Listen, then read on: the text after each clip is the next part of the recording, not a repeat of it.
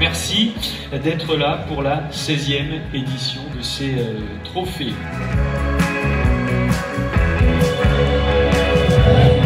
Les nommés dans la catégorie éducation et citoyenneté sont les nommés dans la catégorie mixité et diversité.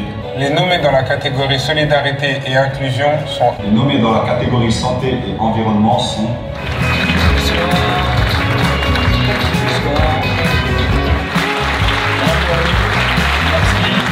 Gagner aujourd'hui ce trophée Philippe Seguin, pour nous c'est très important.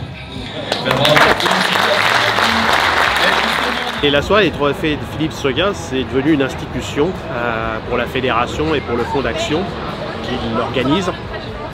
Ça réunit tous les clubs qui ont candidaté pour présenter des projets formidables dans le domaine de la citoyenneté, dans le domaine de l'environnement, dans le domaine de l'insertion, de la solidarité, avec évidemment les clubs professionnels.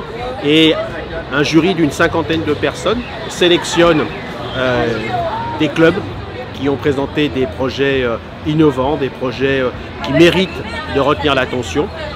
Et cette soirée, elle vise à les récompenser, à les mettre en lumière, tous ces clubs amateurs et professionnels, avec leurs bénévoles, qui, partout sur notre territoire, enrichissent la vie de nos licenciés et au-delà, certainement, de notre pays.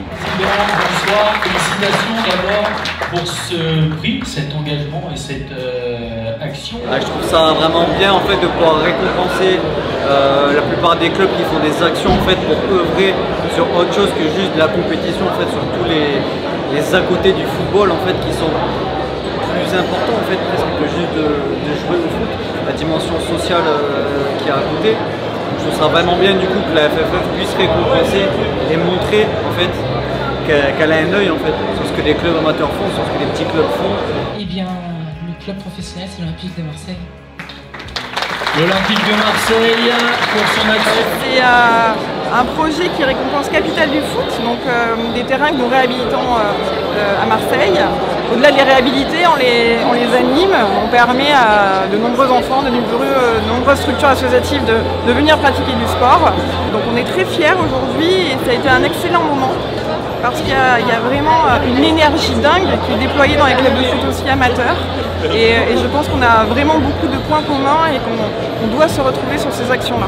Désormais, au sein de la fédération, il y a une direction de l'engagement, il y a une commission avec des personnalités extérieures au monde du football qui sont venues nous rejoindre pour nous apporter leur expertise. Et puis on a mis aussi des moyens et on va s'appuyer sur notre formidable réseau, sur nos 12 500 clubs partout sur notre territoire pour porter ce projet et apporter les améliorations que nous attendons tous dans tous ces domaines, encore une fois, qui sont les défis de notre quotidien. C'est dynamisant, c'est inspirant, c'est une responsabilité. C'est un tout qui fait que le football en fait est ce qu'il est maintenant. On est fiers et on a envie de transmettre ça, on a envie de jouer un rôle qui doit être le nôtre dans l'apprentissage de la citoyenneté. On sera tous évidemment derrière les Bleus pour l'Euro à partir du 14 juin, les filles aussi qui disputeront les JO à partir de la fin juillet.